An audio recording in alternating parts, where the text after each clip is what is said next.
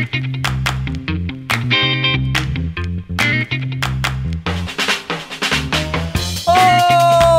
going on, everybody? Welcome to episode 314 of Flo Wrestling Radio Live. I'm your host, Christian Piles, joined as always by my mainest man, Willie Saylor. To my right, the Wrestling Nomad. To my left, Kyle Bradke. And we are here on a fine Tuesday with plenty to discuss. Iowa's wrestling schedule dropped. Nomad did the 184 tiers. And we've got some great listener-supported questions that we're happy to get into. But let's catch up with Kyle Bradke first, who was gone this weekend at the Freedom Bowl. How was Freedom? It was great. Just a nice display of American freedom. Little high school football, some hot dogs, some Mountain Dew. Met some FRL listeners out there. In Atlanta? Yeah. That's awesome. Shout out Kyle McKee, North Gwinnett, and Bob Jones's coach. I can't remember your name, but shout out. Shout out to him. Yeah, they listened to FRL and big supporters of Flo in general. Did they have anything to say about Willie? No. Wow. Everyone was nice to Willie. No hatred. Good. Okay, so. Should we go over what episode it is? Yeah, 314. Nomad, do the honor. What area code is this? Okay, so this is St. Louis episode. So it's the Bader episode, the Bad Pizza episode, and the St. Lunatics episode. Yes. It is. It's the Bad Pizza episode. Listen, if nothing, I don't care if you digest one other word from this show. All I want you to do is know this. There is a place in St. Louis called Imo's, I-M-O-S Pizza. It is the worst pizza you could possibly eat. I have had frozen pizza that dwarfs this stuff. Nick Valiquette, also a Missouri resident, trumped this pizza up at NCAA's one year, and it's the worst thing ever. So if nothing else, do not eat this pizza ever. I know we're limiting ourselves from a sponsorship opportunity from Imo's. I understand the risks, but to me, this is too important. Do not eat that pizza. And that's like the thing around there, right? I mean, that's like the thing. It's like it's not just one pizza shop. It's not just like one pizza shop. There's a chain of them, and that's what people in St. Louis. Oh, we're going to Imo's. No, don't do that. That's like whatever fried chicken in Kentucky. This is like the thing in St. Louis, and they don't even do their thing right. It's really a sad state of affairs. However, fried ravioli very good. So good on you. Yeah. Missouri for that. Tough to mess that up. So Iowa's scheduling dropped, and it's interesting for a number of reasons. The worst thing that could have possibly happened has happened. And I'll tell you what it is. And Kyle knows what it is. What is it? There's no Iowa City duels. Oh, Iowa City duels is the greatest tradition in Flo Wrestling history. You know, when we were on the ground there in Atlanta Friday, I see the tweet from Flo Wrestling, and I click on it. I was like, oh, heck yeah. Who's going to be at Iowa City Duels this year? And it's not on there. I thought it was a mistake. Literally, the year after they make it, like last year's Iowa City Duels was much tougher than it had been in millennia. Yeah, Stoll almost lost, and they're like, forget this. No Iowa City Duels. And so Iowa City Duels is great because it's on like Friday at like 10 a.m. or something crazy. Yep, we great. come in. There's no one in the office because no one comes here on Friday. No. And we just sit and we watch Iowa City Duels, and Iowa just pins a lot of non-D1 wrestlers, and I don't know why. And we eat a lot of food. We eat a ton, and it's great. And now we don't get that. And it was a tradition. Yeah. Unlike any other. Unlike any other. And now I don't know what we're going to do. I don't know how we're going to keep morale high here at Flo Wrestling. Someone else has got to start their own version. Like, we got to get Stillwater Duels or maybe State College Duels. Stillwater Duels. They get OCU. Iowa City Duels just flows, though. It's very nice. I know. Iowa City Duels. Like, Stillwater Duels doesn't quite flow as nicely. This is the first time, to my knowledge, they haven't had these, like, Tom Brand's era. I remember, like, one of the first, like, Metcalf years, they wrestled 4 or 5 teams or something, and they pinned in, like, all but, like, or they bonused in, like, all but, like, a few matches. It was absolutely a smash. So, no Iowa City Duels. I suppose there's other things to mention in there, but really that's the main Are thing. there, though?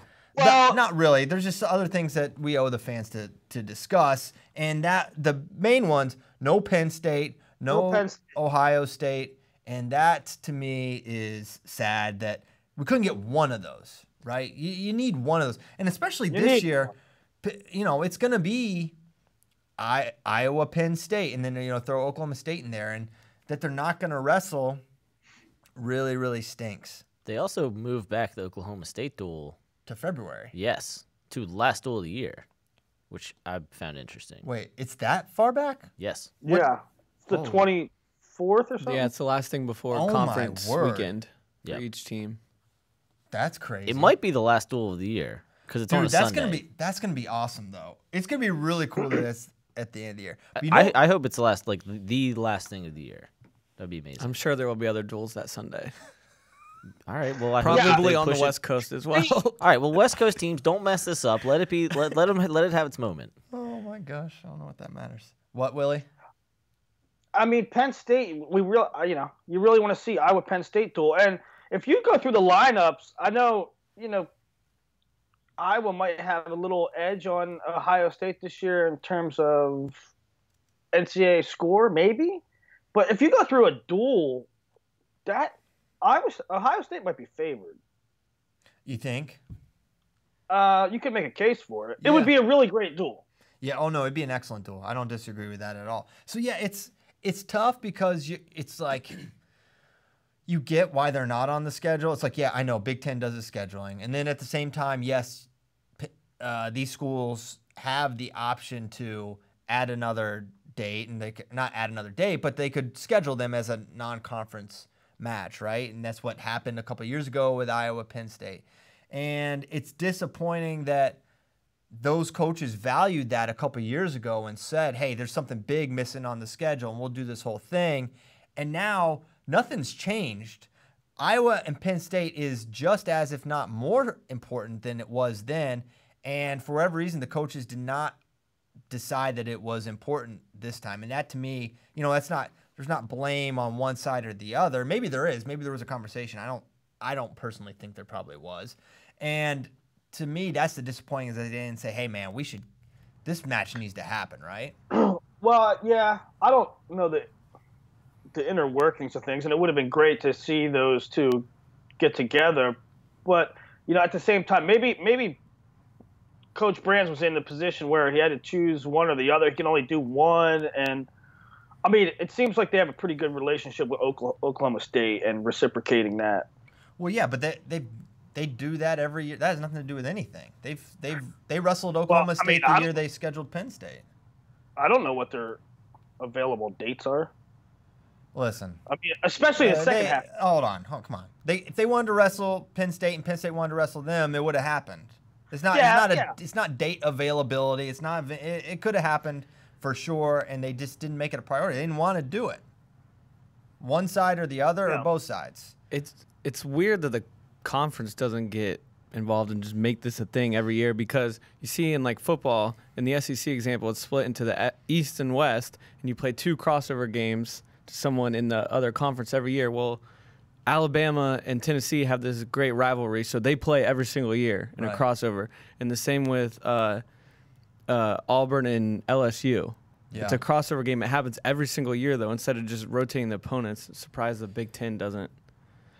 Yeah, they totally could if they care to. Now, here's the thing: with the SEC, there's major financial implications behind having those games. Yeah. And at this point, and even though I think it probably, it'd be a moneymaker at Carver, it'd be a moneymaker at Rec Hall, whatever. They're just not as incentivized to do that, and the teams aren't going out of their way to schedule another brutal duel. And to that I understand, but man, you got to really say, how tested is Iowa going to be going into that Oklahoma State duel? They're wrestling a lot of really solid programs. No one's going to give them a challenge, though.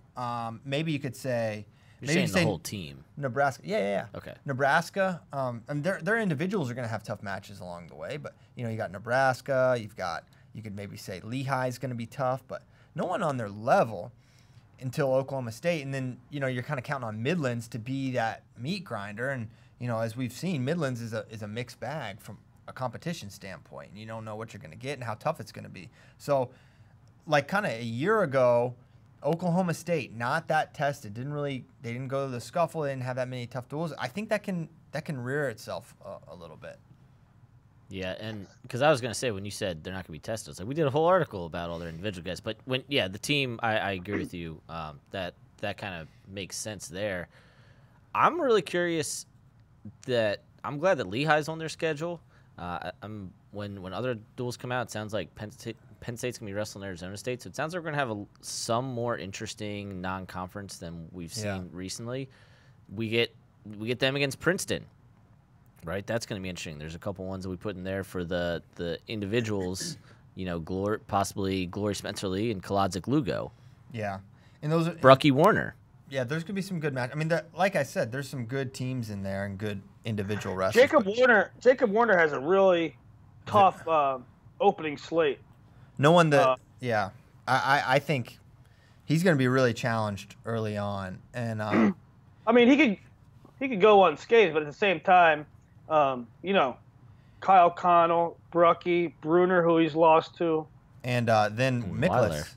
Miklas. Oh, yeah, Miklas and Weiler. All before December 8th. He'll have 5 or 6, certainly all winnable, but many of them also losable, right? Yeah. And it's like, what Willie Miklas are you going to get? Theoretically, he should be solid, but, we've seen early in the year Willie Miklas, not great, but NCAA Willie Miklas, a guy that kind of always turns it on, so... very interesting schedule for Warner. Feel like we're really going to see where he is. There's question. Is he a title contender? I've kind of floated that idea, and a lot of people agree. But we'll find out pretty soon where he approximately stacks up. It's nice when we actually get like good data on these guys, especially early on, because so often. And I again to your point about arguing about Penn State being on schedule, like. You get it. You don't want your guys to just have a 30-match meat grinder. Like, that's probably not going to work out for them. But at the same time, you want to know where guys stack up. You want them to be challenged. You want them to kind of have a variety of guys, because if they're not in that, Nolf nickel level, when you get to NCAAs and you haven't seen some of those tough guys, it can rear its head. Yeah. I'm personally, if there's a obviously Spencer Lee versus Dayton or whoever, or Spencer versus Soriano again, if Soriano goes 25. But for me, Lizak DeSanto is just made for that is just made for TV drama. That is going to be so freaking. I don't know what's going to happen. It could go so many different ways. There could be a tech fall on either side. There could be major stall points. There could be penalty points. But I think it's going to be amazing. That's on January 13th. In Minnesota. The scene of the crime for Gilman Lezak when he broke him from the bottom position. Also, that one. that was amazing. Willie. Daggone it. Also, that one stole Gable. Oh boy. So stole. What? You think no stole this year? Or no Gable this year? No, I'm not saying either though. Oh. I think no stole that day. You think they don't run him out? I mean, that would not be the first time Iowa has made that choice. Coming off a gunshot wound, I don't think Gable is going to be. I mean, that would be one of his first matches. I don't know why it's funny. It's like reality. Because no one has ever had to rehab a gunshot injury in the offseason. I'm not going to say nobody. Yeah, I'm not going to say nobody, but yeah. Plaxico Burress. I mean, in college wrestling. Yeah. You know what? You play like fantasy sports, and it's like, Marshawn Lynch, day-to-day, hip flexor. It's like, Sam Stoll, gunshot wound. We laugh because he's fine and it's going to be okay, and he's going to be able to wrestle. Right. Anytime a gun goes off and it's okay, it's a great opportunity for just a little comedy. joke. Yeah. But no, I don't think Gable is the one you want to. If it's Gable, and I think they're going to wrestle him. Yeah. I mean, he sat against Yusuf Hamida. Yeah, he sat against Hamida. You think he's going out against Gable? Gable Fair. tech Tanner Hall like twice. What are other ones you got, Circle? We did that article. Yeah, I know. Rutgers. There were quite a few. Yeah, Rutgers is going to be a really good one. Will we see Lee Soriano? That could be great. And as well, Lugo Ashnault. Lugo has some great matches in here as well. We're going to see where he fits in this whole pecking Lugo order. Kolodzik, who he pinned last year at Midlands, and then think he teched him at U23s. Yeah. He beat him at U23. He teched him. Yeah, so he's got 2 solid wins over Kolodzik. You know what I like? Kemmer or Labriola? I was going to say that. Now, obviously, you favor Kemmer going in, but Labriola is... we did 174 tiers. I put him as a guy who I think is a very reasonable All-American candidate. So that's going to be important for Big Ten, seeding purposes, for rankings purposes. They'll probably both be top 10 that time of year. Only, handful of losses between them maybe. Well, athletically, Labriola's, I think he'll have an advantage there, but I don't know if he can withstand Kemmer's pace, which is pretty prolific. Labriola's got a good pace of his own, though. He got some tie. Joey Gunther wore him out last year. I mean, gassed him hard. He almost lost that match. So that's Joey Gunther, who's good, but not Kemmer, Kemmer pace. He could get him tired. Labriola does wrestle hard, but he can get tired. Plus, by that time, we'll have a little more information on, guys going up 2 weight classes, right? Could he early on, be some strength issues or whatever? Yeah. Probably not, but it's there. Any opportunity for you to cast a little doubt on an Iowa guy? Nomad's gonna. How about Wick Marinelli, February 17th in Madison? Or no, that's in Iowa City. Are you sure? No, it's in Madison. It's in Madison. We have verse. That Madtown. should be an at. Yeah, I Our think. bad, folks. Yeah, I kind of want to go to that one. That's gonna be fire. Bono's gonna have that place rocking. Yeah, Wick Marinelli. It's gonna come down to Marinelli's bottom performance. Can he get away? Can he not get cradled? Right, because last year, Marinelli was leading 3-2 in the first period of that Conti semi, and then Wick just blew it open. Completely changed the match. I'm rewatching it right now. Wick had 2 takedowns. So No, I know. He one legitimate. I'm just saying that it was close, and then Wick just. It is preposterous how much taller Wick is than Marinelli. He is a giant. Than everybody at Yeah, 165. he's huge. He's like 6'3". And supposedly, no weight issues. Yeah, he has no waist. So, and then it concludes, as you mentioned, Iowa at Oklahoma State, which will have just 10 fire matches, basically, except for 57. Yeah, we talked about this before.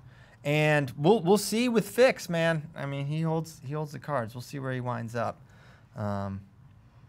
Yeah, still may go up to 33, I suppose. So any other thoughts on Iowa's schedule before we move on? I have 2 thoughts. Penn State and Oklahoma State, put out your schedules. Yeah. That's my thought on Iowa's schedule. How about that, though? Willie complains about the UWW's calendar. Boom, gets fixed. Thursday, FRL, we're like, where's Iowa's schedule? That guy asked a question.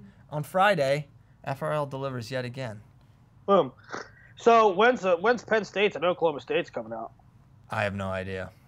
I know, it's a rhetorical question. Oh. Get your act together. Going back to one of your original points, 06-07 looks like was the last time they did not have Iowa City duels. Yeah, that was. I think that was Brand's first. That was Brand's first year, which means the schedule is probably already set. Yeah, Right. as soon as they started having Iowa City duels, that's when I started following college wrestling. Only because of that. Yeah, it's a great narrative hook. It pulls you in. Okay, 184-pound tiers. We've been wanting this. We almost did it the last show out of order because we were so excited. Nomad is Googling Penn State wrestling right now. Well, because I wanted to. And a bunch of T-shirts popped up. I wanted to see. Yeah, of course, because they went. I wanted to see if their schedule is up. Okay, did you want to go into the tiers? Because, never mind. We'll get to that later. We'll get to it. So, Tier 1, Zahid Valencia, Miles Martin. Any thoughts, reflections there? Any, oh my gosh. Dude, the second tier. No. Second tier is the second and third tier. I have so many thoughts. Are you looking at Tier 2, Willie? Yeah. Nick Reenan is in Tier 2 and not Ryan Price, Max Dean. Oh my. That was a question I had. All right, here we go. I'll read it. Tier 2, Emery Parker, Taylor Vince, Shakur Rashid, Nick Reenan, Zach Savasky. Tier 3, Ryan Price, Chip Ness, Max Dean, Lou Dupre, Drew Foster. So there's 3 All-Americans in Tier 3. Yep. Reenan. Now, here's the thing. You are so Mr. How'd they do it in the NCAA? They haven't done it. We haven't seen them do it. Nick Reenan has done. So here's what I originally wanted to do. Did he do something at U23s that I don't remember? He made Final X, and he beat Zach Savasky. He did not compete at U23s. Yeah, that needs to be. He's also lost to so many. Yes. When he was a freshman, he was nowhere near as good. He has clearly jumped levels.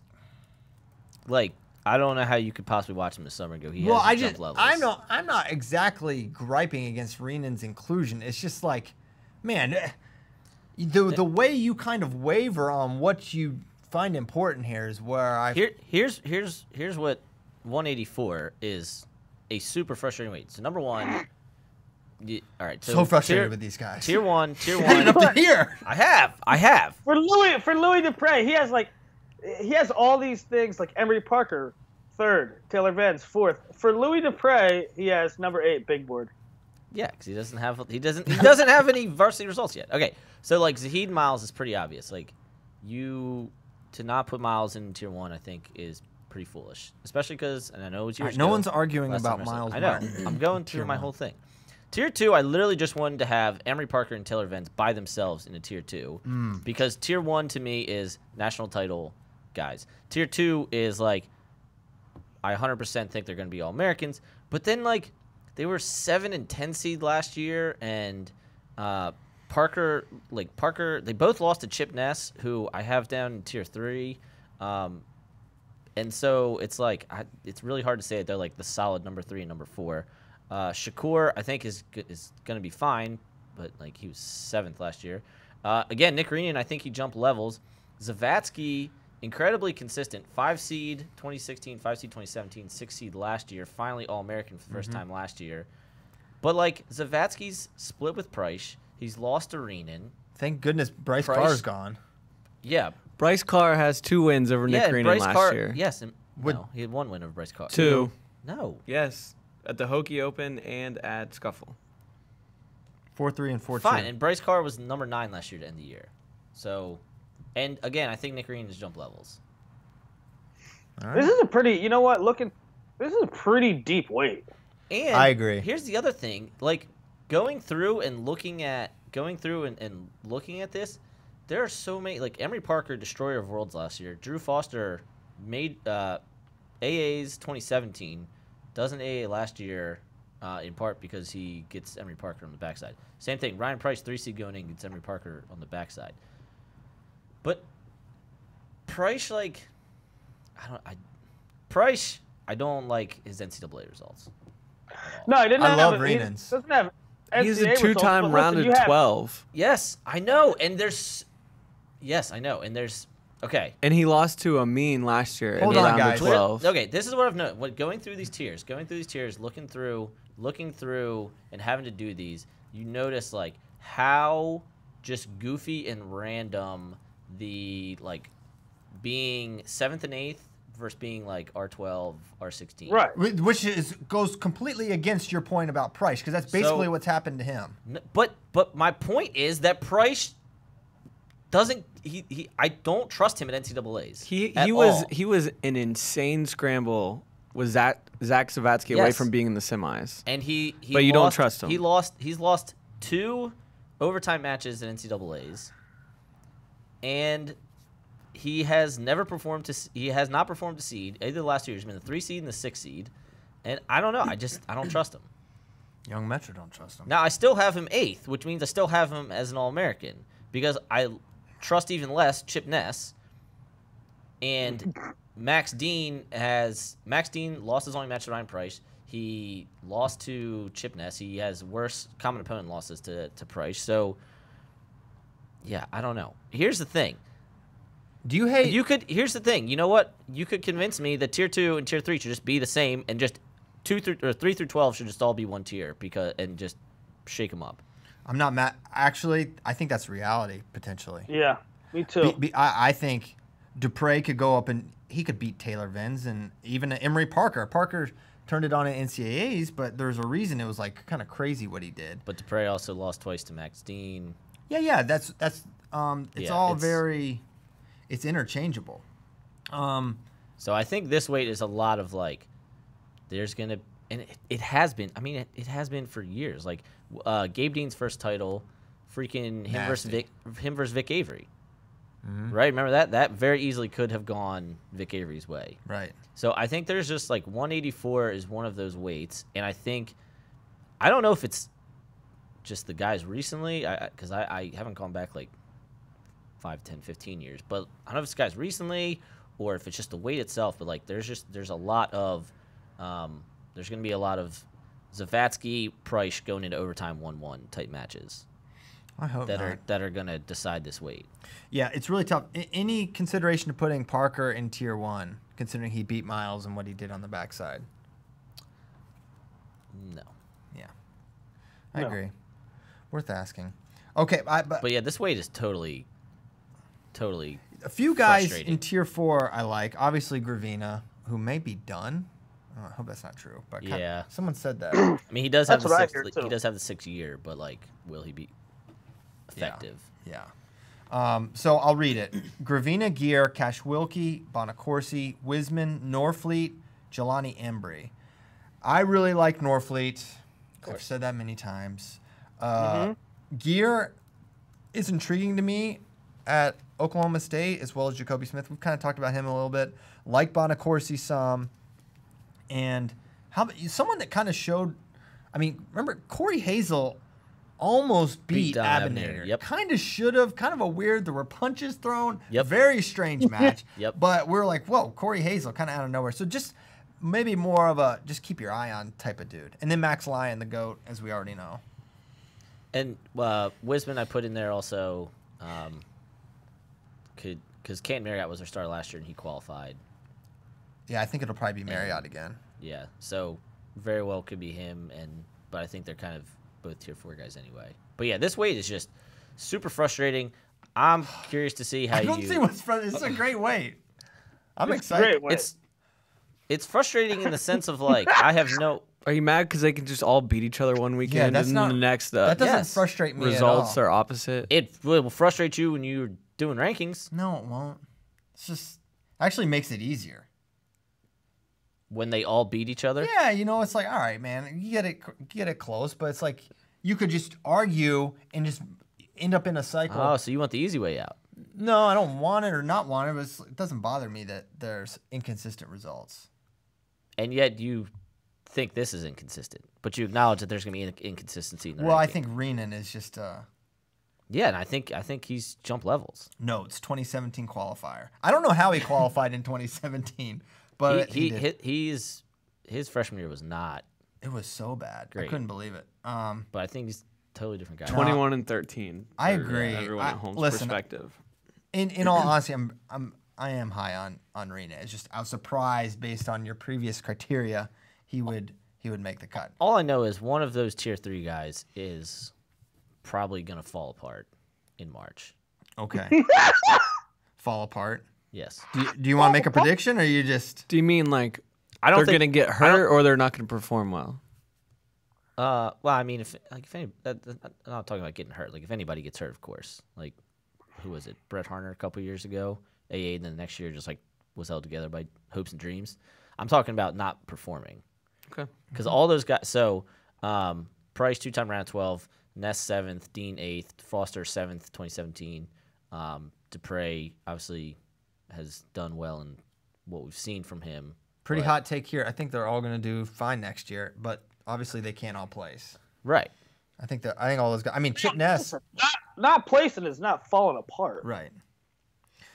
So we'll see. But I'm saying I think one of them is going to be like 8 or 9 seed and go like barbecue.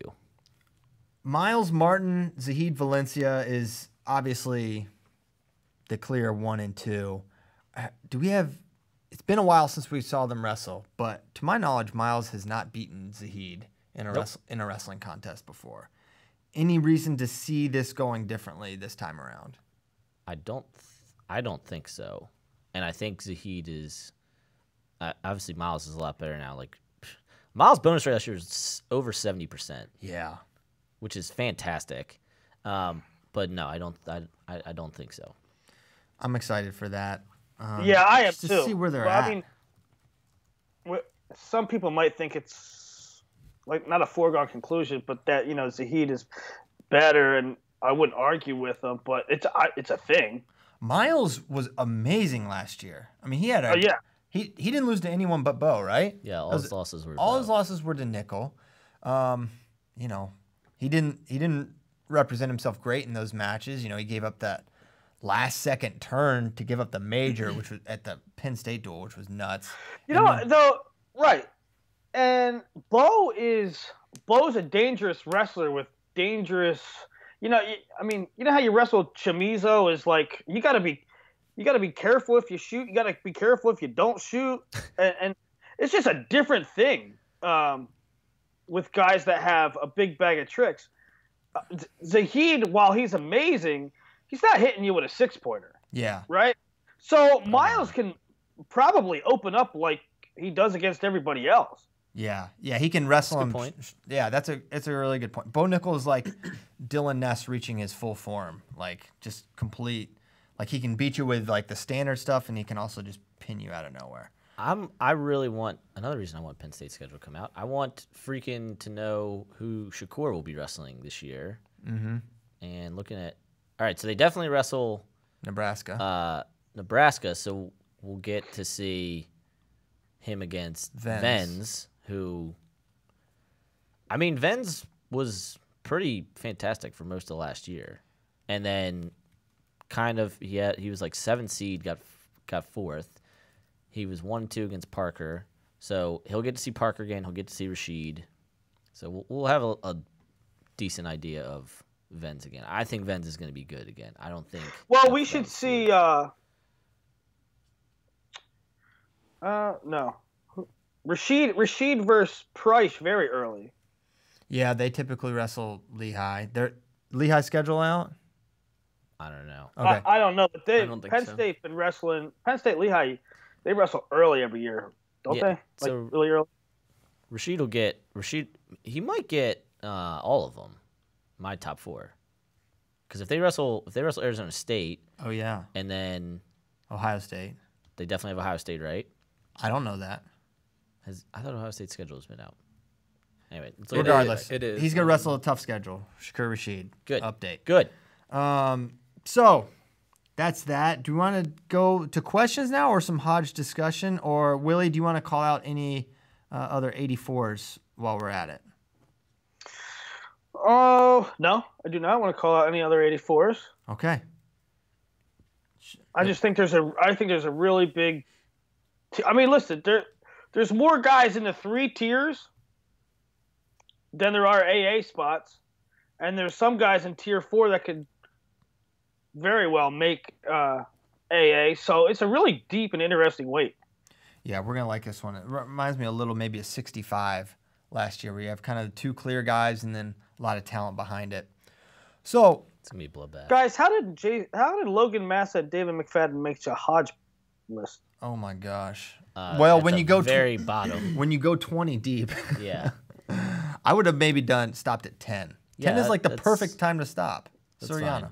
Well, that's why I put rough draft in, because I figure this will then become an article. We can hash that on here. So Nomad's Hodge power rankings. I'm going to read the top 10 because it gets a little silly. Jason Nolf, Bo Nickel, Spencer Lee, Seth Gross, Zahid Valencia, Vincenzo Joseph, Yanni, Miles Martin, Mark Hall, Nick Suriano. I think, yeah, there's the top 3 seem like the clear favorites, and I think the top 2, when you have Nolf and Nickel as seniors, and we've seen them, with Daringer a couple years ago, they like the seniors. It would seem like Lee is going to have to go thermonuclear Yep. to win the Hodge, which he could do. He could go thermonuclear. If there's no Suriano and Fix, and there's no guarantee that he doesn't bonus those guys or beat them again convincingly, there may be no one in his weight that can hold him to a decision. Yeah. Right? That's entirely possible. If he goes 100% bonus, which If he pins everybody in a tilt. we haven't seen, if he goes 100% bonus, that we've never seen that. Give it to the man. Hand it to him. Well, 100% bonus. Jeez. David Taylor, That's what not holding to a decision is. what's the closest he got? His sophomore year, did he have one? I think one. It was Hatchet, who he later teched. Yeah, he got in the 90s a couple times. Like it's freaking. We've Well, never seen it. We've Let's never look seen at. Let's really quickly. He had one decision the whole year. I'm pretty sure. Oh my God. David had some his sophomore, crazy stats. he had video game stuff Yeah. his sophomore year. Yeah. He had like 2 decisions his freshman year, 2 or 3. It was insane. Bracky's gonna look it up. So yeah, if he goes 100% bonus, I think you'd have to. Although, looking at it, who is keeping Nolf from hitting 100% bonus? I mean, I guess you could say I think Hidley could, but man, Pantaleo last year. Pantaleo was a tough match. So maybe there's theoretically more guys that could. That's the thing, is like, as dominant as these guys are, that's why the 100% bonus is like this absurd, mythical, like, how can you possibly do that? Yeah, but I mean, guys have been close, so it's just like kind of the next like progression. I mean, what if Spencer has all bonuses, but Nolf has far more pins? I wonder how they. Well, the thing is, Spencer's such a pinner. I would be surprised if Nolf had a lot more pins than Spencer. Yeah. And that's why when I do my Hodge one update time articles, I said Nolf was not a pinner. He had like 17 pins. That was a bad. Well, what happened? Spencer had a lot of pins. I thought he had a lot of techs. I'll look it up real quick, but yeah, he had a lot of falls. But that's why when I do like during the season, I'll do probably 5, 6, or 7 Hodge updates, and I'll do the bonus rate, like how many times they bonus. I'll do dominance score. So if every result was a dual meet, SAT score, right? So add them up. So 654 divided by 3, right? So dominance score is 5. I'll do average time on mat, and then I'll do pin percentage and like all these things. So like it'll be broken down pretty well. You'll be able to tell who is more dominant. The hard part there is then quality of competition, which quality competition is always extremely difficult to do anyway. Yep. Spencer had 8 techs and 9 pins, and the 8 techs and 9 pins. Yeah, and he had 4 decision wins. So maybe we're getting a little ahead of ourselves. And Nolf had what? 17 pins? Something like that. Yeah. It was a little. So David Taylor update. Bonus 30 of 32. Hatchet and then Mike Evans in the duel was 9-4. Mike Evans. Okay, yeah, it was Mike Evans that year. Mm-hmm. He later majored Evans in the Big Ten Finals, but in the duel it was 9-4. So wait, who was Spencer's decisions? Pitch. Yep. NATO. Yep. Suriano. Yep. And Sebastian Rivera.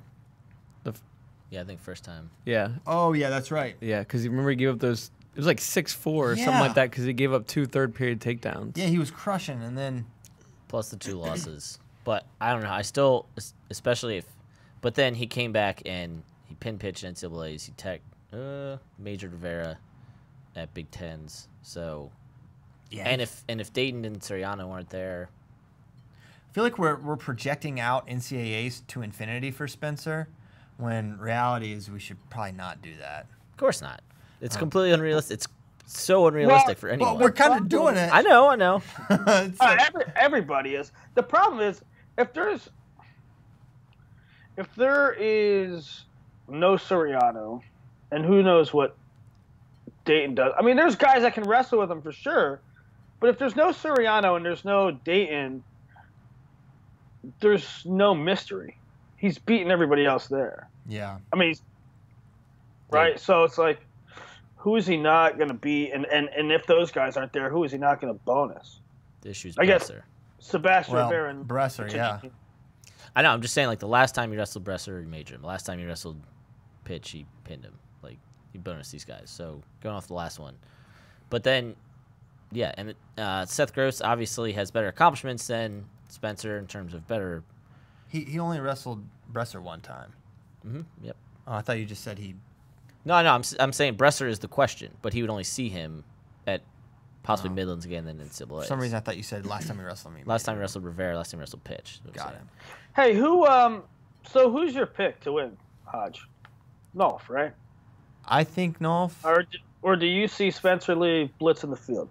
No, I think it's one of the Penn State guys. I think it's Nolf or Nickel. I don't think Nickel does it. I just, towards the end of last year, he had just some weird sort of matches where it's like some things you don't really get from Nolf. Not that the Max Dean match, I don't know if you guys remember that. That was really strange. I think he still ended up bonusing him, but now there's definitely a decrease in talent at this weight class, but I just see him having a couple matches where he wins, but it's like 6 points, and maybe it's a little goofy, or maybe, he had the Abinator match last year that was close. He had like a 3-2 match with Price, where neither guy really did anything. Right. Price, tough guy to score on. I think he just went in there. Yeah, no, you're right. You're right. So I think it's Nolf, just because I think he's a little more consistent. Could we see with the move of Zahid, or if Zahid moves to 84, could we see Mark Hall, sophomore to junior year, could we see him push for a Hodge, like up his bonus rate? I thought we might see that coming into this year, and he's a solid bonus guy, but compared to the other guys, I don't know. He's still very counter-based in the high-level matches against like All-American and higher quality guys. So the bonus rate, when you're looking at bonus rate against a top 5, top 10 guy, Nolf and Nickel, who did he more consistent there? Didn't he pin Daniel Lewis in semi? Yes. Mm-hmm. He did. I mean, that's crazy. Legit. That's legit. Yeah. Yeah. He can. I just think, I don't know. But with him, it's more pin or decision. Yeah. Very, very not often does Mark run the score up on somebody. Yeah. Right. You're right. He's not a catch and release, break you kind of dude. Right. He's break you mentally because he's better than you. Like, he can. You can't break score your on confidence. me. Ha ha ha ha ha. He does some just Hey, silliness. how about this though? How about guys outside of the top 10? You read the top 10. Gable's out. He's a freshman, and they hate him. Gable's out. The committee hates him. The committee already hate hates him. It's really unfortunate. That's a nomad take. What if Jaden Ironman did it? What if Jaden Ironman went undefeated? No way, dude. This guy has.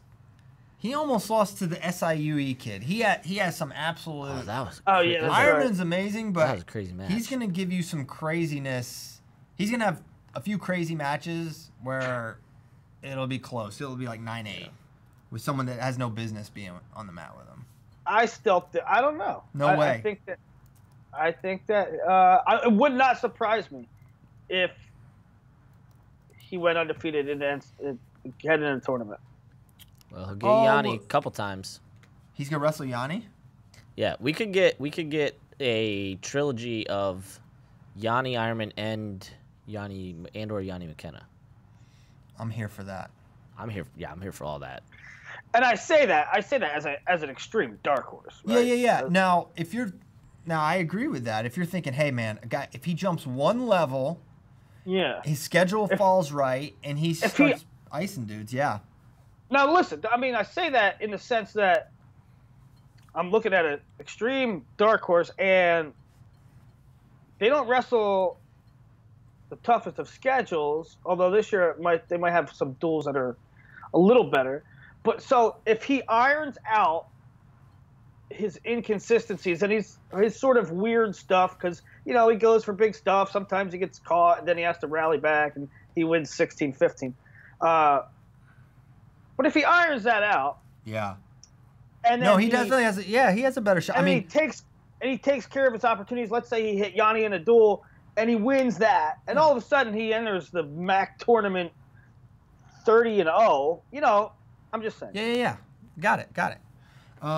He certainly has a better chance than Suriano, Colin Moore, Joey McKenna.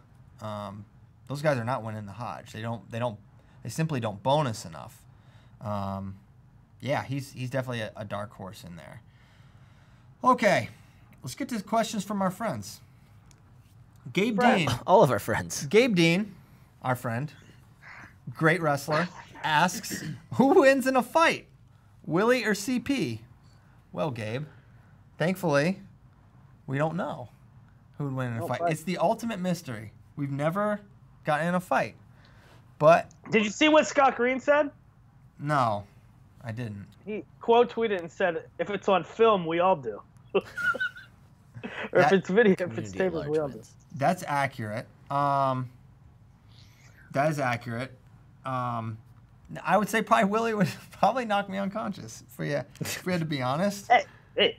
If I can get it outside the first minute, take this thing to the ground, I could strangle him unconscious and he would die. But there's a high likelihood. The high likelihood it doesn't get to that point. Don't die, man. Huh? Go die why now? When will the first set of D1 rankings come out? Well, in a way, kind of today, because we're gonna start dropping conference rankings on you as of today, noon Central.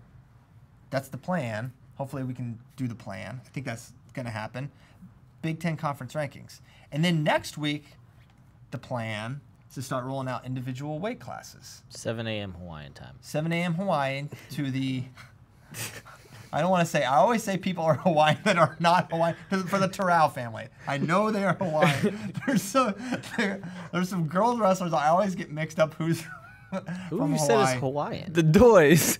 Oh yeah, those are from California. Dang it, I really was about to say them again. I really was like, He's done this like 4 Oh, times. I almost did it again. Is Tashaya Aloe Hawaiian? Yes. Yeah. All right. Shai and Tanaya are Hawaiian. Tanaya? Yeah, there's another one. It's like Tia and Tamara. Okay. One of them plays softball at Oklahoma, and like the Flo softball girls have done like stuff on her before. Dang. Pretty athletic family. Okay, so that's when the first set of D1 rankings will come out. We hope. Yeah, Lord willing, right? So yeah, but stay tuned for conference rankings. Those are coming soon. Where do you see top incoming freshmen finishing? Teasdale, RBY, Vito, Carr, Warner, and Stevenson. Well, let's just go one by one. Teasdale, I'll say round of 12. RBY, I'll say 7th. Vito, I don't think he places this year. Carr, I don't think he wrestles this year. Varsity. You don't think Vito places? I don't know. I 33? just something about his match management just worries me a little bit. I think he has I think his upside's crazy. I think he could be so good. But I just think he's gonna just have some weird matches. I'm really high on Vito, even though I'm saying, but gun to my head, 33 is gonna be really good this year, right? Yeah, I think it's going to be hard for all of those first 3 to place. Oh Not yeah. out of the question, but you're going to see along the year they're going to be, in that 7 to 10 range-ish. Warner, I say top 4. Stevenson, if he goes, champ. I think you nailed it. Gosh, Yeah, I'm on fire. I'm not terribly upset with any of those. Okay. You're not. What's good on Netflix? Asks Ray Isalis. Ozark season 2 just dropped. I just started watching that. Yeah. What is Rhea Salas' handle on Twitter? Irrelevant.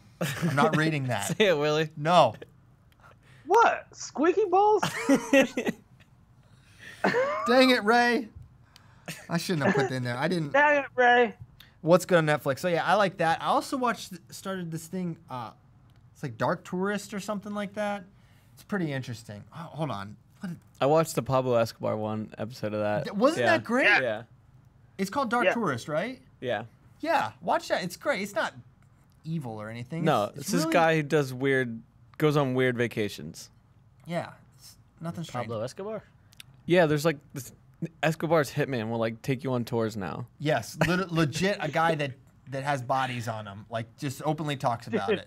Dude, there's this like mockumentary thing with these SNL guys that go on fake, documentary things, and you got to check it out. I forget what the name of it is. I'll look it up and I'll tweet it. Great But plug. It's on Netflix and it's hilarious. That's the most Willie Netflix endorsement of Also, all time. Narcos is amazing. I just got tired of reading the subtitles. Call me what you want. I'm just like, geez, I have to read this entire time. I just kind of want to shut off and want to be able to look away or check my phone. I don't want to have to like literally stare at the TV this entire time. I can't deviate. Not now, honey. I now know Spanish though. That's the immersion. Bueno. That's the true immersion. Bien. It's not going to the country. It's watching a Netflix show. Unfortunately, most of Kyle's language revolves around the drug trade. However, Yeah. it's better than nothing. Okay, I'm leaning on you here, Nomad. If you don't know this, I don't. crap. Well, I'm gonna ask it anyways. Who will be wrestling in the upcoming Poland tournament? Can we get a breakdown on the junior? All right, this guy asked 9 questions. I just want to ask that one. So Eric Quinn, just one question, please. Poland. Here's the thing. So we're gonna be sending teams to Poland and to Medved, which are not the same thing. For those of you that are unaware. Are you sure? I don't know who is going. I know Pat Downey is wrestling in one of them. I know Mike Kasoy's wrestling in one of them. I know Darian Cruz is wrestling in one of them. I also know Is that Richie Lewis involved? I don't think Jordan so. Oliver's. Oh yeah, Jordan Oliver He's is going to Poland. Allegedly wrestling. So I don't exactly know. I know that Coach Zedek likes to keep these things close to the chest and doesn't announce them. However, if you want to know, take the guys who competed. We don't want them. What are they gonna do? It's They like, don't. Have you it's not like- noticed? But they always. Yeah, they I don't know. announce But these things just, till let's late. just think about it. It's like a high school coach trying to hide their dual lineup. Like, don't want to know where we're bumping up. It's like, what does it matter? But- what could it possibly impact?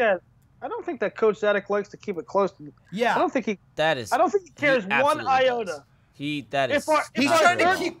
That We're is not not gonna let true. him know where Third Kasoy's stringer's going. to It's not- Medved. He doesn't like that stuff being put out there too much beforehand. Anyway, if you want to He know, once put the whole look at the thing guys on who a wrestle in World Team whiteboard. Trials. Follow them on social media. He once did an interview That was with the entire World Cup I know. roster And listed. then I put it out in FRL. That was great.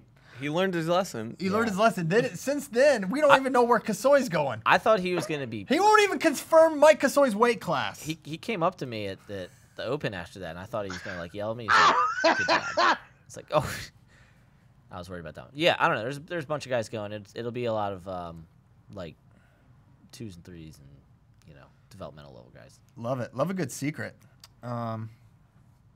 As a new, hey, all right, I'll just ask. As a new head coach at a major D1 program, you can cherry pick one person to join your staff as an assistant head coach. Can't be a head coach. Who do you pick?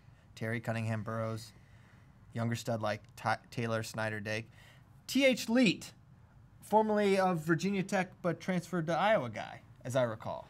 Part of the Blacksburg to Iowa City thing.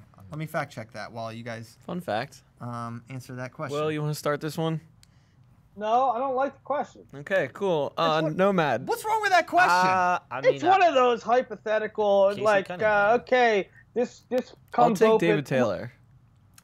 I was going to say David Taylor too, except for the fact that he's through 2020. So Well, it's it like, doesn't say that in the question. Okay. It doesn't say that. Yeah, I'm sorry. He It didn't. doesn't specify. You know what? I'm following his say you should guidelines. consider He it gave all me the facts. option. I'm taking him.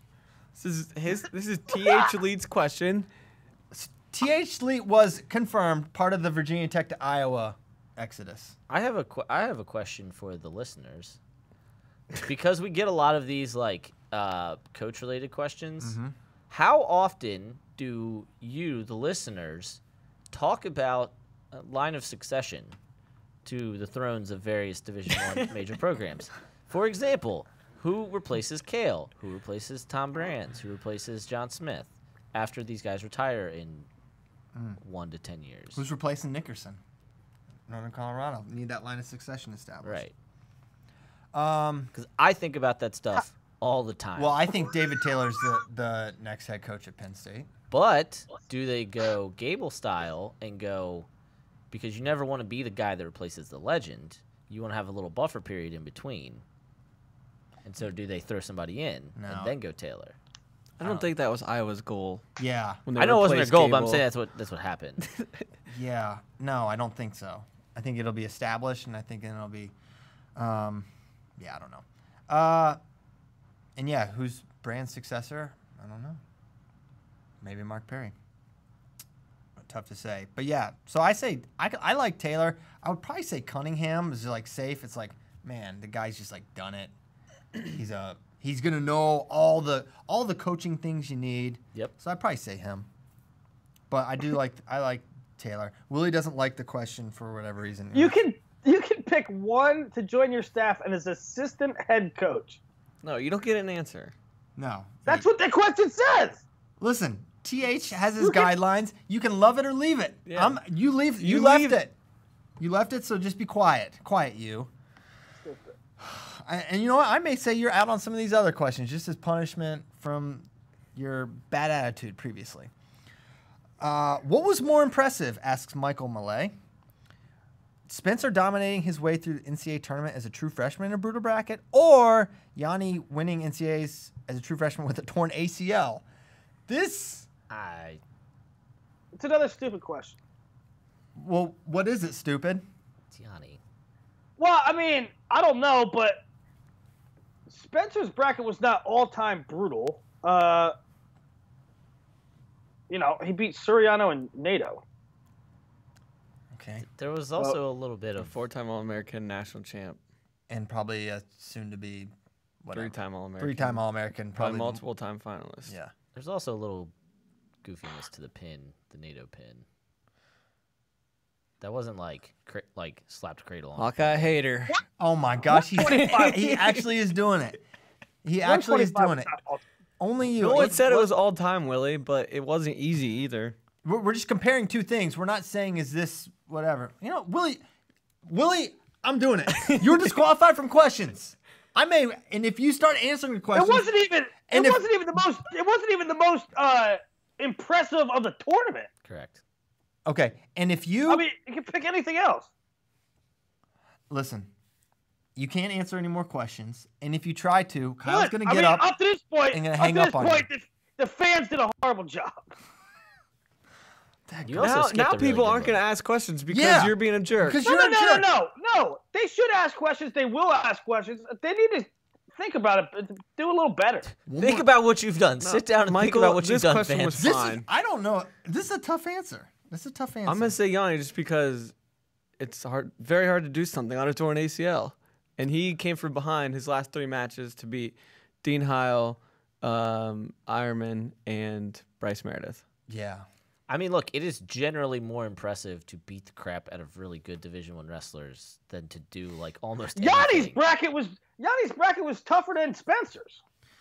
Yes, and the whole point is that he was so thoroughly dominant. And he was hurt. So yeah, the answer's Yanni. Spencer was hurt too. You don't get an answer. Knee brace. Hey, you're out. I swear, Kyle. I'm gonna have you stand up and hang up on him. And if you won't do it, I'll do it. You skipped a really good one. All right. Well, why don't you ask it? Assuming PSU, OSU, TOSU, and Iowa make 4 of the top 5 teams, which I'm not. Yeah, who do you see as a surprise dark horse top 5 finisher? Any other than these schools have a shot second, third place, assuming one of these 4 takes the title. So do you think Ohio State? You're not ready to pencil them in top 5? Ohio State's the one I have the most questions about. However, I think it's more so because I had this conversation with Willie. It's because we're doing these depth charts and this recruiting targets thing. I think it's more so that Ohio State, I see the drop off coming. Even if it's only for a year or 2, but there is going to be a drop off. I don't know if it'll probably more likely be next year because they still have. Well, the question's for this year, man. I know. I'm trying to explain why I initially had these thoughts. So yeah, Ohio State. I don't know. Questionable as far as trophy team, but the dark horse is Cornell. If Yanni wins again, Vito does really, Vito places, and then if Dean and Darmstadt are as good again, well, having 4 All-Americans gets you up there pretty quickly. Darmstadt has a better shot at winning the Hodge than a lot of people you put in the top 20. Okay, that's why it was a rough draft. So I want to talk about it. You should. So your answer is Cornell. If getting pinned counted for his pins too, he would be really high. Listen, he keeps his bonus rate high regardless. And you gotta love it. All touchdowns and picks. Yeah, he's Brett Favre. Yeah, he's Brett Favre. You should like him too. I do. No, you don't. And I had to. There had to be a little animosity last year. Oh yeah, he did. Because he was coming for my guy. Yeah, he did. So to me, it's Cornell and Michigan, and then Hayden Hadley believes NC State's going to win another team trophy this year. So it's going to be hard. They lost the national champion. Yes, and Kevin Jack. Ben Randolph wrote in more than Mike C. Jesus. I know. Ben Randolph, but I was like, man, that's a pretty good question. That's a pretty good question. Yeah. Well, what are you guys' thoughts on the? No, I know it's early. I like no, of course. I like the Cornell inclusion. Yeah, I don't know. I think I'm kind of with you. Yeah, you nailed it. I think it's Cornell. I think when you nail it, you nail it. No one cares what Willie thinks. Next program to have their first national champ. I'll say, I said it last year. I'll say it again. Rutgers. Oh yeah, you got Rutgers. They got Ashton has a good shot. Soriano has a good shot. What about Yeah, I think it's probably Rutgers, isn't it? Who else could do it? I want to say Virginia Tech, Yeah. but I just don't. But who from Virginia Yeah, Tech but this someone year? would have to Yeah. win for them to. Yeah, that. but Like this year, sometime that's Rutgers gonna is happen. realistic. I'm too. still holding out hope for Devin Carter. Shut up, man. Leave him be. What? Leave him I love be. Devin Carter. The man, hamstring off the bone, came back, made an NCAA final. Yeah, that was impressive. Hamstring kids. off the bone, Willie. Tough mother effer. Yeah. Yeah, I think it's Rutgers. Yeah, I think you have to. Well, it's basically Nick Sirianno. I mean, Well, there's no one. Ashnault. Oh yeah, good point. Ashnault won this year. Nobody should. Yeah, he's among those guys. All right, yeah, it's Rutgers. You know, Wyoming never had one. I don't think. That's not true. That's fake news. Wow, that's why you're 'Cause I disqualified said- from these questions. Because I said the same I thought- thing. Dick Bollinger. Yes, Oh, really? I thought they only had a runner-up. 1960. Because I put that in. Because last year I put a That's tweet not that the was first like time I heard that name for some reason. South Dakota State, Rutgers, Wyoming could all have the first national champ, and one of like Branson Ashworth, one of the guys was like, "No, Dick Bollinger, 1960." You Fool. idiot. It's like you're right. My bad. All right. More from Randolph. For a long time, we kind of talked about this with the Burroughs thing. Weight most likely to have an undefeated champ besides 157. This is a great question. I guess it's 25. 25 or 197 with nickel. Oh, it's 197. Most likely to be undefeated. Yeah, that's part of why I put those three as the top three for my Hodge rankings was not just the dominance, but also most likely to go undefeated. Because Seth If- could maybe drop one, and if Zahid lost to Miles, just because Miles is, another national champ, like, Yeah. I'm not picking it, but Yeah, I'm down with that. All right, good one. Who's beating Seth? I don't know. Tariq Wilson almost beat him last year. Mičić, Mičić? Suriano. If Zahid moves up, Fix. who's beating Mark? Yeah. I don't see anyone. Okay. Most anticipated match between two non-NCAA champs. Also asked Ben Randolph. This is your last question, Randolph. Most anticipated between two non-champs. Well, Suriano Fix, Yep, if that can that's possibly happen. What I was Yeah. gonna say. Yeah. And also Lizak DeSanto. I'm saying it. Oh gosh. That's gonna listen. You're gonna thank me when that match is over. I know. Don't you love? You We know. should come up. We should come up with a list too. Yeah. Maybe something like that. I don't know. I'm jonesing to see Chance Marsteller wrestle Alex Marinelli. Yeah, I don't know why. Okay. I'd be excited for that. But yeah, I Not think- that anyone yeah. cares what you think. I think hater. Fix Suriano's Yeah, number you one. weren't supposed to answer that. Yeah, be quiet. Strike 2. Mute him. Strike 3. Remember when Computer shut. Remember when Willie used to live here and Christian would get so pissed off at him he would just yank his cord out? Oh yeah. Dang it, that was great radio. It had to be done sometime. Radio. We should do that list because I think the obvious one is Fix Suriano, but then to kind of go another 2, 3, 4, 5, 6, 7, 8, 9, 10 down. Because I don't know how long the list is going to be. I don't know. That's one of those lists that doesn't need to be a top 10. It can be top 7. It can be top 14. Yeah, it can be let's top do it. 37. Stop saying numbers, Nomad. Let's do it. No. Golly, we know there's a lot of numbers, and you could probably Yeah, count but to that most of doesn't them. need to be a top 10. Your son can count to high numbers. All right, from the Flow Wrestling team, who would last the longest in a sauna session, and who's the first to I'm get out? I'm out. 5 seconds in. It's between Bader and Mike. And I didn't sauna for a while. Nomad is definitely Well, the you didn't sauna at all with us in Nebraska to the point that you literally pieced out from the building. I had spike ball wounds to tend to. Broken by Bader, and Bader literally did to his face. And he ran out of the building, and then he just left, and then we were in there for a while. So I bet you, Nomad, you go into a sauna. I bet you it's like there's like amoebas like crawling on your I was gonna skin. say you must look flesh. so. Who knows? Nah, Your sauna's heat-induced fine. ringworm would look terrible. it's almost fine. Yeah, I'd say Mike or Beta would probably last Yeah. a while. Agreed. Because to them, it they're gets certainly sauna enthusiasts. Because it gets like it gets like fun for them, like the mental challenge of being in there a while. Yeah, I know for sure. Bader's 100% fine in the sauna. Yeah. Okay. What is the next year that PSU will not win a national championship? Well, this is a very tough question because they're going to have good wrestlers from now till forever. It's Or law. until. No. Yeah, The question never mind. I'm becomes just gonna say next year, forever. right? He's not going to say it. Yeah, I'm just gonna say But forever. I'll also say I think this year is going to be tough for them to lose. After this year, it's going to be. Yeah.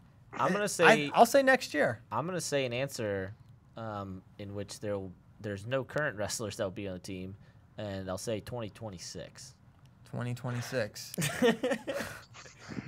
I think they're gonna win for the foreseeable future, and it's gonna be really frustrating for college wrestling fans. They're going to lose a lot next year. Yep. Yes. I don't know, man. So you are all in on Beard and Teasdale and RBY. Not necessarily and all in. You have to. Berge. No, you have to be. Let me finish. I'm not necessarily all in on them. I'm just saying, I would pick Penn State first over many other teams for the next however many years they. So what? Yeah, 2026. All right. Well, listen, I was thinking next year's the chance for people to catch them, but if you consider Hall and Chenza will be back again, that's 20% of the nation's national champions. Well, they've been returning 5, so that's quite helpful. They're coming back with 4 this year, so only 2 theoretically next year is. That's more down to earth, right? And when you consider, that's the year. Now Ohio State has a chunk in the middle of their lineup that's very question marky for next year. question marky. I don't know if they can get that figured out in enough time to that they can overtake Penn State. It's Iowa. It's Iowa next year. Right. Iowa's a contender, and we'll see what Oklahoma State got. But it's Iowa. Iowa and Oklahoma State. The other thing is, I understand your point about being on those guys, but there's also the reason the NCAA tournament has only had 12 champs is because when you take a 1,400 match tournament or whatever it is, and you give the best teams every opportunity for not only things to go right for them, but things to go wrong with other teams, because Penn State has had close tournament. I mean, last year was close. Their first one was close. The 2013 was close. 2013 was close, right? So 2014 they've was had close ones, but just when you design a championship format that allows for the most things to go right for you and the most things to go wrong for your opponents, and they have had all these little things. They get Andrew Long, they get James English, they Keyshawn Davis last year. All right, what's the point? The point is, for 8 years, minus a year where they clearly punted, they got everything right that they needed to, and they bring guys in or guys over. Shakur Rashid, right? Like, it's not just saying, okay, the incoming freshman class is going to be great. It's also, Shakur Rashid's also going to turn out really well, and they're going to get. Aaron Brooks is going to be amazing, and they're going to get another guy who's like they do that better than any other team. They rely on transcendence and a decent amount of it. And they add transcendent talent. You could say next year they might only have 2 of those, right? But that's still more than everyone else. Well, Iowa's got 1. Okay, so they still have 2 versus 1. The factor that I think people overlook is that their blue chippers pan out. If Jason Nolf would have came in and went 5-4-3-1, that's an excellent career, right? Right. But the dude came in and went rogue. He just destroyed everybody. Zane came in 5-1-1-1. Ed 1-1-1. David, right? They're not just getting. It's one thing to get the blue chippers. It's another thing to turn them into all-time greats from the time they're a sophomore. Yeah. I bet so heavy that they're not gonna screw up. That's why I hate when there's arguments about, well, Penn State, They recruit well. Well, yeah, they recruit well, but man, listen, Vincenzo Joseph ain't supposed to be a 2-time national champ at this time. Someone said hide Rashid swim cap and he's DNP. Remember when they waited? Remember when they waited till the match started? And oh my gosh. Yeah, why did the ref sabotage him? They were like, got him. I don't know, man. They could have given him a heads up. All right, on the swim cap note, I think we can go. Oh my gosh, that was funny. That really... College coaches, please feel free to prove me wrong. It would be much better for wrestling if there was a variety of teams that won national titles. So feel free to our friends in the command center, control room. You ask this at the end of every show. Yeah, and I forget every show because I think they're both plug great. us. Nomad, plug us. Plug it. We can play the outro music. Yeah, go ahead. Who's number one to show tomorrow? We're going to get finished up with all these returning All-Americans and redshirt reports and UNC targets and... Pronounced Targets. And that's North Carolina. Sorry, North Colorado. You'll get there one day. Yeah. So that's what's up. I mentioned conference rankings. We're going to have a couple conference rankings come out this week. We thank you guys so much for listening to FRL. We thank you to A6 for your sponsorship of FloWrestling Radio Live. We thank you to you for listening, and we'll be back Thursday, right? Hopefully. Come heck or high water. We'll see you then. Thanks, guys. It might be high water. There's a lot of rain in Austin right now. The what you call it? What's it called? Parking lot. Underwater right now. Yeah. Submerged, Willie. What? In Austin? Sort of. He's lying. We have told. I couldn't park in my regular spot today because of the aquatic situation. You park in the wrong lot, anyways. So. Aquatic. It's a dangerous situation. See you next time, guys.